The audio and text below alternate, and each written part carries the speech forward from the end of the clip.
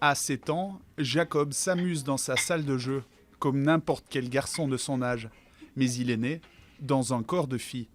Joyeuse et sans problème, Mia, comme ses parents l'appelaient alors, change de comportement vers 2 ans et demi. L'enfant refuse de porter des vêtements de fille et demande qu'on l'appelle par des prénoms de garçon.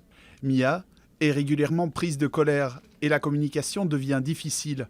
À l'époque, ses parents pensent que leur enfant traverse une phase. Je n'avais jamais imaginé qu'un enfant puisse être transgenre. Pourtant, au fil du temps, le comportement de Mia ne change pas et après une longue et douloureuse réflexion, ses parents décident d'agir. En voyant qu'il n'avait pas changé d'avis, on a finalement décidé de regarder et d'écouter notre enfant.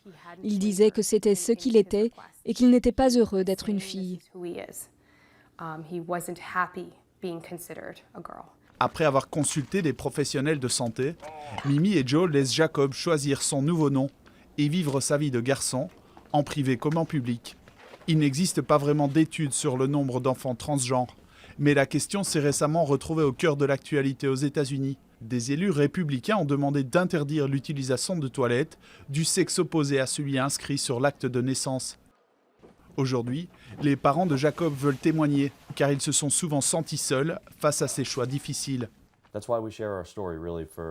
C'est pour ça que nous partageons notre histoire, pour que d'autres familles qui vivraient quelque chose de similaire sachent qu'il est possible d'aider un enfant dans cette transition, et que ce soit un succès.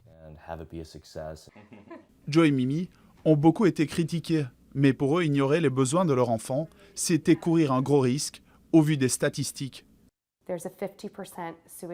Il y a un taux de tentative de suicide de 50% pour les enfants transgenres de moins de 20 ans.